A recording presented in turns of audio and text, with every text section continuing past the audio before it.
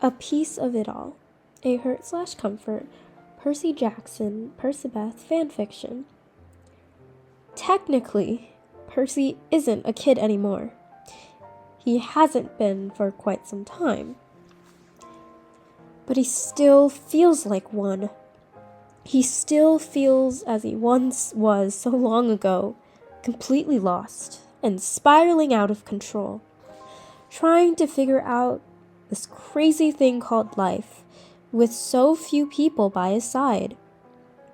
He used to just be some troubled kid, a 6th grader with God knows how many expulsions and an inability to sit still.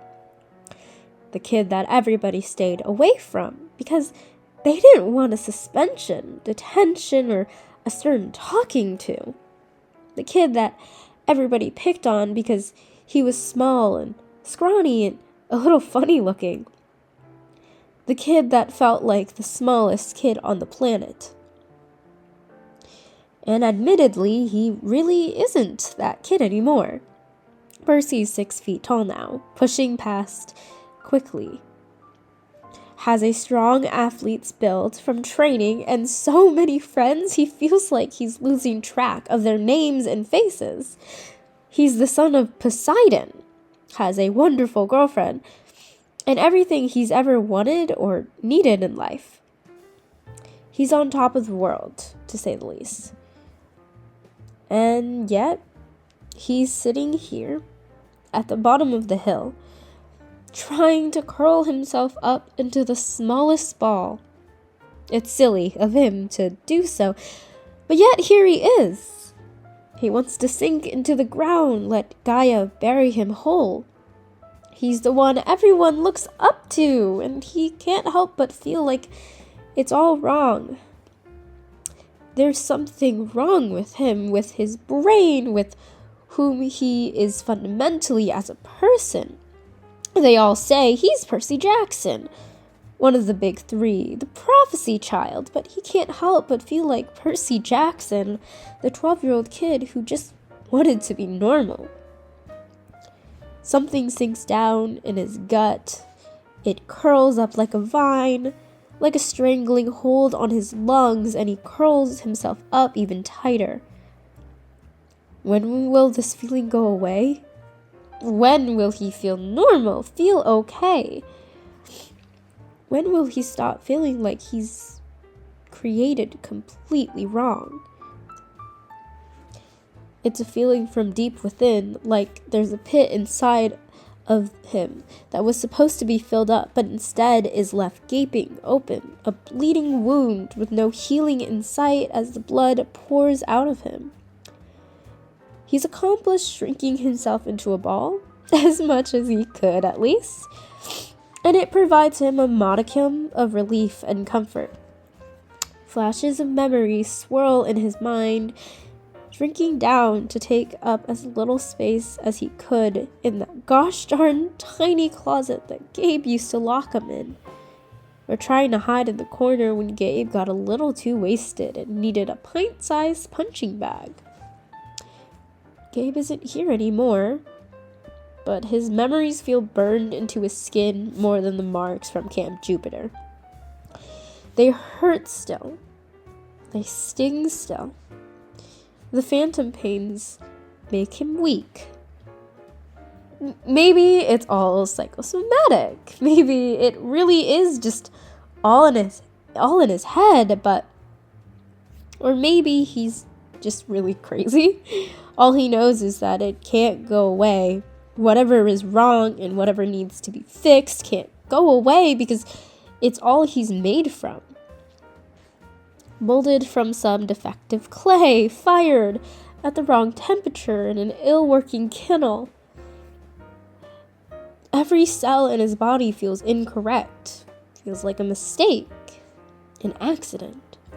There's nothing he can do and no one he can escape to. He could flee. He could run all the way to Arizona or Alaska, but still the deep chilling truth in his bone. Percy is lost, and he doesn't know what to do. and he's not even sure if he wants to do anything about it at all. Defeated and alone, he closes his eyes, begging something or someone to knock him out for the next 100 years or so that maybe when he wakes up, he'll become the flowers in the ground. He'll finally become something wonderful and beautiful and worthy of being loved. So for now, he closes himself into the darkness and silence of everything that isn't all right. It's a surprise when he hears a soft voice. It's so faint he could almost trick himself into believing that he made it up, that it was just a whisper of the wind, but he can't because it's Annabeth's gentle voice. Percy? He slowly opens his eyes and sees her kneeling next to him. Her face contorted in worry. It's framed by her hair, some blonde strands falling out. He feels his heart drop seeing her look so concerned, and he scolds himself for putting her in this position. Percy, are you all right? Her voice is a faint whisper as she's down on the ground next to him. He tries to sit up, but she sets a hand on his back, almost saying like it's okay to be this defeated, until he can't stand anymore. Percy, she says again. He looks up at her, his eyelids feeling heavy. I don't know, he admits. He still sounds small. That's okay, Annabeth hushes, and she rubs soothing circles in his back. You don't have to know. Percy closes his eyes again and takes in a deep breath. He feels Annabeth trail her fingers through his hair, carefully threading through the strands and lightly scratching at the scalp. It calms him down. It soothes the overwhelming downward spiraling feelings all inside of him. Annabeth, he trails off, unable to verbalize everything he has to say, everything he wants to say. She waits a moment, giving him time to collect his thoughts, even though it never really arrives. They sit in silence. You don't need to tell me what's going on, she says.